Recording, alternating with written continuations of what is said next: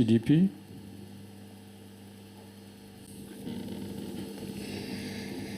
Thank you, Deputy Speaker. I firstly would like to indicate my support for the report and for the recommendations of the committee. To these recommendations, I would like to add a personal concern. The quarterly report provides a snapshot of departmental activity over the quarter under review.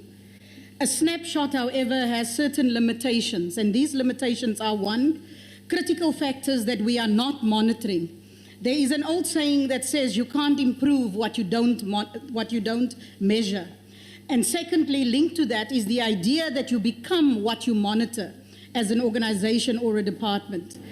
Are we too focused on narrow operational goals, and is a particular department able to provide leadership at a strategic level that drives the changes needed to adapt to an ever-changing environment? Taking the second point first, Deputy Speaker, COVID is a critical inflection point in the development of the education sector.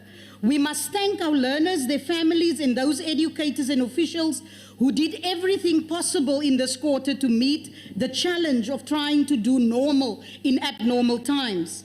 But we must challenge ourselves and the leadership of the department to not try and go back to the old normal, but move past this inflection point to embrace a new way with new strategic imperatives.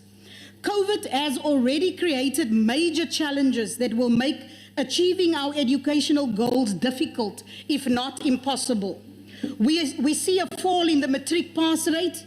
We hear alarming reports about curriculum coverage and projections that is going to take many years without any further disruptions to close learning gaps. This is to say nothing of the long-term impact on health, family structure, and economic well-being that are slowly becoming evident. Thus, this is the environment in which the department is operating. We need to examine how we move into this new reality with a new openness.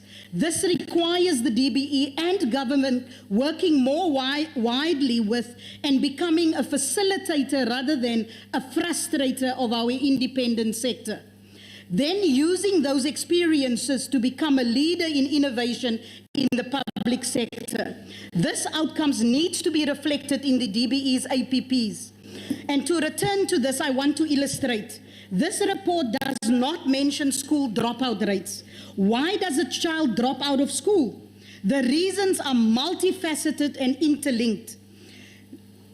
Deputy Speaker, we need to monitor school dropout rates very closely and report on it on a quarterly basis. We need to identify the drivers of school dropout and monitor how we are addressing these. Thus, the department needs to change the way it does things. Thank you, Chairperson.